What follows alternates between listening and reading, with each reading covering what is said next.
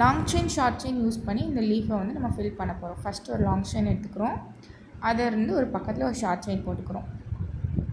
இங்கேருந்து உள்ளே விட்டுட்டு பக்கத்துலேருந்து இன்னொரு த்ரெட் எடுக்கிறோம்ல, அந்த லாங்காக எடுக்கிற த்ரெட்டை கொண்டு அந்த சைடு கொண்டு போய் அங்கே பக்கத்தில் ஒரு ஷார்ட் செயின். ஸோ இன்னொரு த்ரெட் எடுக்கிறோம்ல, அதை சைடாக இந்த சைடு கொண்டு வருவோம். அந்த மாதிரி இங்கே கொண்டு வந்து இங்கே வந்துட்டு ஒரு ஷார்ட் செயின். எப்போயும் ஷார்ட் செயின் போடுற மாதிரி தான் பக்கத்தில் எடுப்போம்ல த்ரெட், அந்த மாதிரி.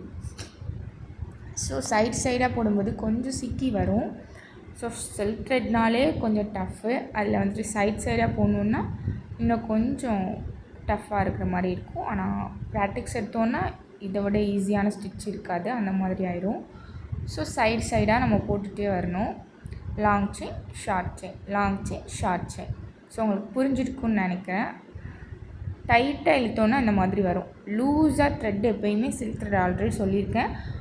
சில்க் த்ரெட்டை பொறுத்தவரை நம்ம வந்துட்டு நீடில் வந்துட்டு ரொம்ப டைட்டாக பிடிச்சி இழுக்கக்கூடாது, சாஃப்டாக தான் ஹேண்டில் பண்ணணும்.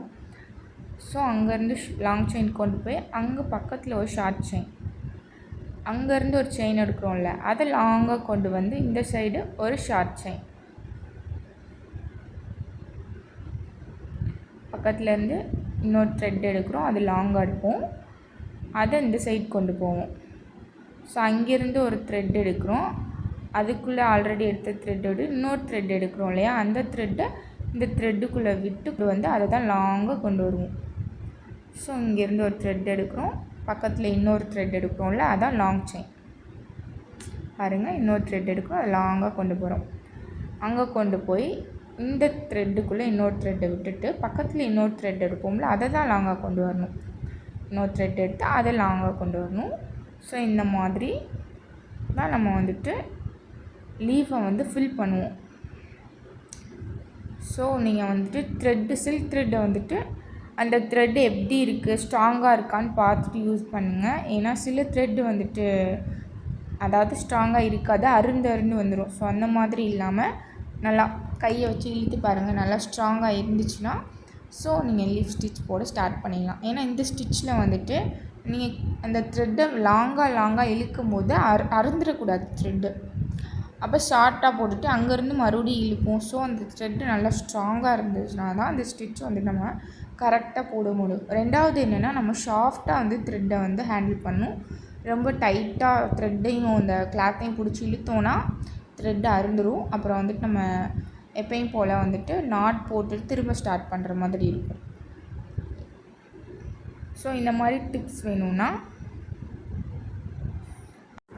நம்மளோட பேஜை சப்ஸ்கிரைப் பண்ணிவிட்டு நம்மளோட வீடியோஸை கண்டினியூஸாக பாருங்கள். ஸோ ஆரி பற்றின நாலேஜுக்கும் அண்ட் அதை பற்றின உங்களுக்கு தெரிஞ்சுக்கணும், அந்த மெட்டீரியல்ஸை பற்றி தெரிஞ்சுக்கணும் அப்படின்னா நம்மளோட பேஜை ஃபாலோ பண்ணிவிட்டு சப்ஸ்கிரைப் பண்ணிவிட்டு நம்மளோட வீடியோஸை வந்து நீங்கள் கண்டினியூஸாக பார்த்து நீங்கள் நிறையாவே லேர்ன் பண்ணிக்கலாம் ஆரி ஒர்க்ஸை பற்றி. ஸோ நீங்கள் ஆரி ஒர்க் லேர்ன் பண்ணிவிட்டு நீங்கள் ஒரு பிஸ்னஸ் ஸ்டார்ட் பண்ணலாம். ஸோ எல்லாத்துக்குமே நம்ம வீடியோஸ் வந்துட்டு ஹெல்ப்ஃபுல்லாக இருக்கும். ஸோ கண்டினியூஸாக வாட்ச் பண்ணுங்கள் அண்ட் சப்ஸ்கிரைப் பண்ணுங்கள்.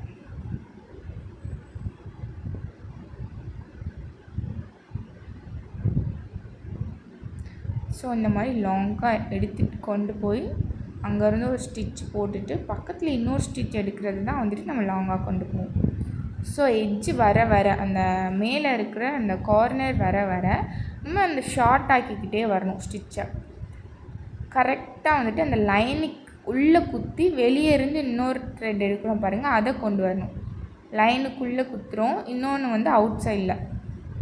ஸோ இந்த மாதிரி தான் வந்துட்டு நம்ம ஸ்டிச் போடுவோம்.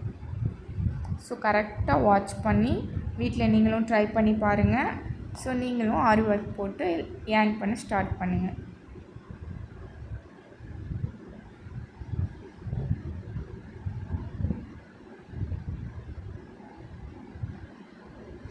ஸோ இதை போட்டு முடிச்சுட்டு அவுட் சைடை சுற்றி ஒரு ஷார்ட் செயின் போட்டிங்க அப்படின்னா இது வந்து உங்களுக்கு நீட் ஃபினிஷிங்காக இருக்கும்.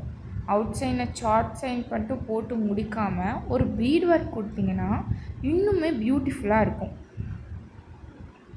ஸோ அங்கேருந்து அப்படியே ஷார்ட் செயின் போட ஸ்டார்ட் பண்ணலாம். நீங்கள் முடிச்சு அந்த எட்ஜு முடிக்கிறீங்க இல்லையா, அங்கேருந்து த்ரெட்டை கொண்டு வந்து அப்படியே ஷார்ட் செயின் போட்டுகிட்டே நீங்கள் ஸோ அதுக்கு அவுட் சைடில் கூட நீங்கள் வந்துட்டு பீட் ஒர்க் கொடுக்கலாம். ஸோ உங்களுக்கு எப்படி தோணுதோ அப்படி பண்ணிக்கலாம். நீங்கள் நாட் போட்டு முடிச்சுட்டு பண்ணிங்கன்னா இன்னும் கொஞ்சம் நீட்டாக வரும். நாட் அதாவது எட்ஜில் முடிக்கிறீங்க இல்லையா, அங்கே ஒரு நாட்டை போட்டு முடிச்சுட்டு அங்கேருந்து இன்னொரு த்ரெட்டை எடுத்து நீங்கள் வந்து ஷார்ட் செயின் போட்டுட்டு வந்தீங்கன்னா இன்னுமே நீட்டாக இருக்கும்.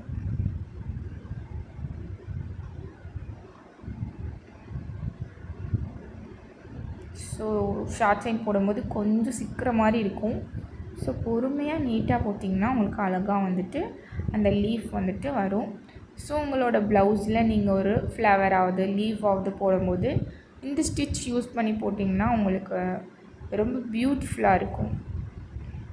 அண்ட் வந்துட்டு சென்டரில் வந்துட்டு அந்த பைப்பிங் த்ரெட் இருக்குல்ல, அதை நீங்கள் வந்துட்டு நல்லா கம் போட்டு ஒட்டிட்டு அது மேலே இந்த ஸ்டிச்சை ட்ரை பண்ணிங்கன்னா இன்னுமே அழகாக புஸ்ஸுன்னு நீட்டாக இருக்கும். அந்த த்ரெட் ஒர்க் வந்துட்டு கொஞ்சம் தூக்கிட்டு அழகாக நிற்கும் பார்த்தீங்களா, ஃப்ளவர் மாதிரி, அந்த மாதிரி அழகாக இருக்கும்.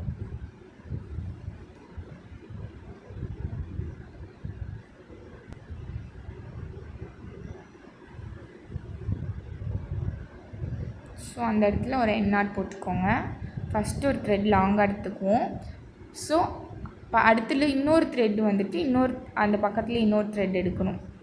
ஃபஸ்ட்டு த்ரெட்டுக்குள்ளே விட்டுட்டு அடுத்து இந்த த்ரெட்டுக்குள்ளே அந்த த்ரெட்டை பிடிச்சி இழுக்கணும். ஸோ அவ்வளோதான் எண்ட் நாட்